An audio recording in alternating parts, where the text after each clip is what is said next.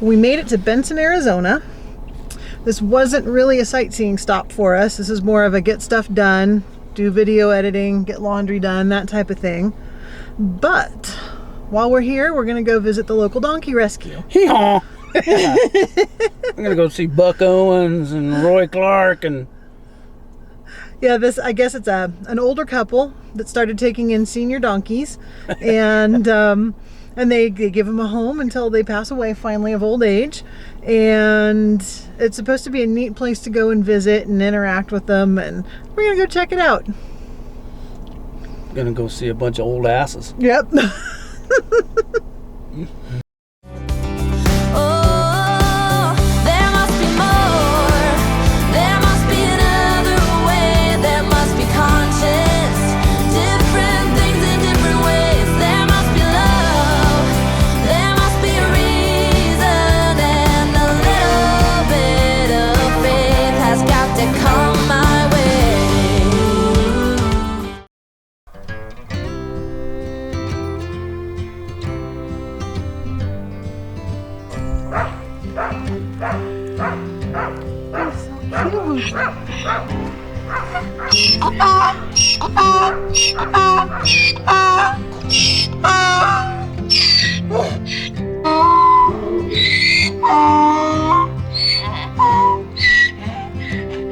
People buy him, take him home for the kids. He attacks horses. He can't be in with horses. I mean, he bites them, he chases them. I mean, they said he's really terrible. I wanted to call him Blanco Diablo.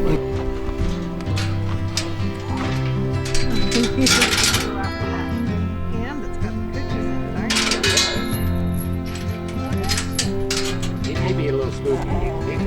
It depends on the people.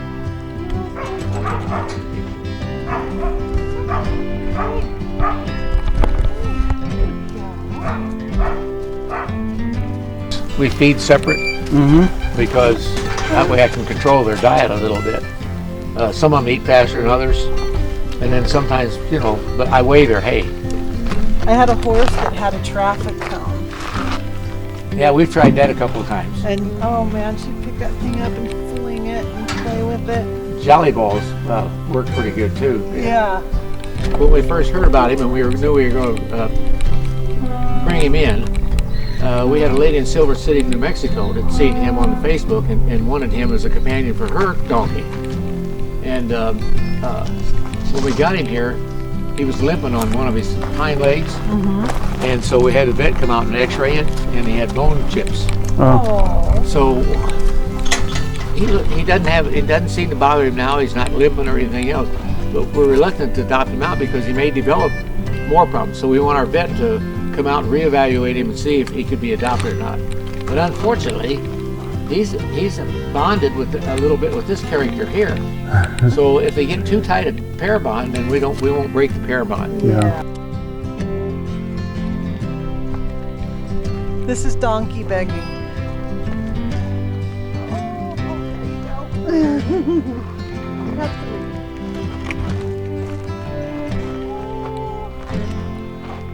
So cute.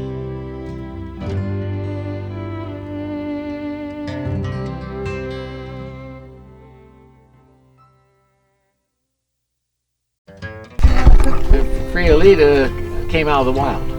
Really? We didn't take her out of the wild.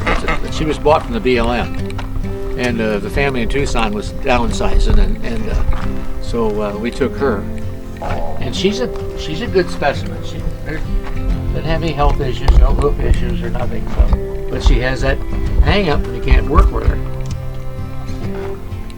I can put a fly mask on her, and if I linger, like if I'm petting her, she all of a sudden just starts, you can see her tense up and start quivering. Oh, poor baby.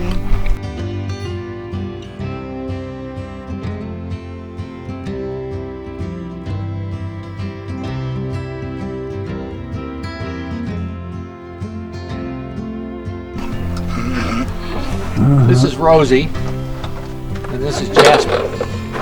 She can be a little mouthy too. Watch her. He's not. But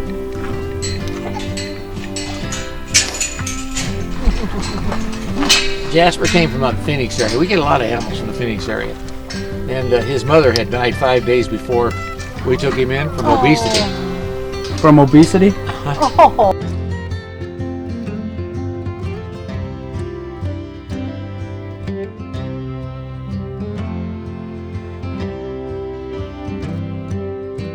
This is Gus. And Old Gus. Old Gus. He came off a ranch down in Arivaca, which is along the border down south. Had 20 horses. And he thinks he's a horse. He don't have anything to do with the other donkeys. There goes that tongue. And he made a lot of people call and want a donkey for a horse companion. And we don't do that because just like in his case, it doesn't work. In his case, it worked outstandingly. She sings. Yeah, you sing pretty. Yeah, you do. You're a talkative one, huh? Up about 2 weeks ago, we thought she was pregnant. But she came to us a year ago in October, and their gestation is 12 to 14 months. So we passed that. And of course, her belly made us think that she wasn't bagging up, and she wasn't doing the things that, it was delivery time and nothing was going on. So we had the vet come out and do an ultrasound, and she's not pregnant. So Cute. I love her coloring. yeah, you can see why, being a breeder, I guess she's had like 5 foals. So, but you know, they don't throw those spots. You can take a spotted Jack and a spotted Jenny, and you end up with a solid colored foal. But the people who had the property before knew she was there and didn't tell them, and just sold the property with her on it. Oh. And her feet were about 6 inches long, all 4 of them. So she's a little shy. She's getting over it pretty well. Watch how gentle she is.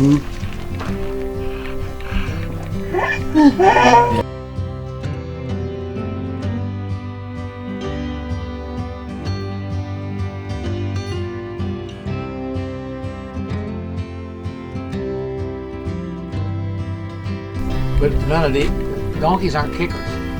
They get at each other, yes. Right. But not at humans. Not at If humans. they know you're there, they don't.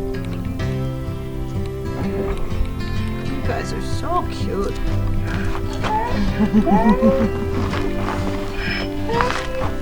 Oh, do you like your ears rubbed? Yeah.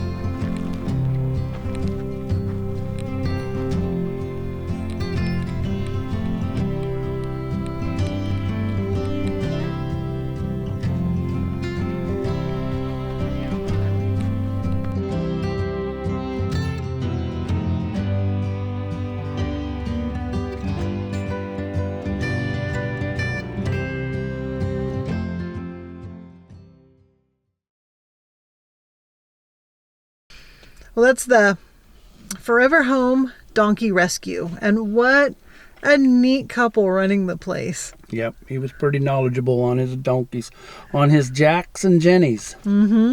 So he took us around, introduced us to each one of them, told us all of their backstory and how they came to be at the rescue, and had a big cup full of animal crackers. And so we got to go around and feed them animal crackers. Some of them have learned how to beg pretty well. They stick their tongue out. How do they do that? And I mean, he has one old guy that is in his 40s, to the best that their vet can tell, and their original one was 32. Original donkey, he's 32 years old, so they have a couple old timers there, and they're only in their pens to eat. So they bring them in the morning, put them in their pens. Everyone gets their food weighed and measured individually. A couple of them get them ground up. Yep. And then when they're done eating, they take and they turn them out, and they have 30 acres that they get to roam all day long. They're like chickens. They come back. They know where their dinner plate's at. And Yep. he said they all come back, and sometimes they're waiting in their own pen. They know where their own pens are and everything, so Yeah. got them trained pretty well, I think. The one thing that I thought was interesting, and I didn't know this, is the biggest risk to donkeys is obesity. Yeah. And they've had a couple that have been in bad health because they were too fat when they came in. So that's why they very carefully weigh their food and make sure that they keep them at a healthy weight, so they don't develop the health problems from being overweight. So when you're down in Yuma and you see them skinny donkeys down there, don't feel sorry for them, because that's what a donkey should look like. Right. They should not be fat. Right. And they have some donkeys that'll be there forever, but they do have several that are available for adoption. Some single, and some you got to take all three. Right. Because they've buddied up. Yeah. If they've bonded, then they have to go together. But yeah, it looks like they do a great job taking care of their donkeys. And He's got 20 of them. so we'll link all their information to the donkey rescue if you guys are interested. If you're in the Benson area, it's worth the drive up the hill to come and see. Call them ahead of time, because they like to go ahead and schedule a visit, but it's free. It doesn't cost you anything to come up and see, but Your time. right. They are a nonprofit though, so you can donate to them. And I'll put the link to their PayPal in the description too, so if anyone wants to donate, they can as well.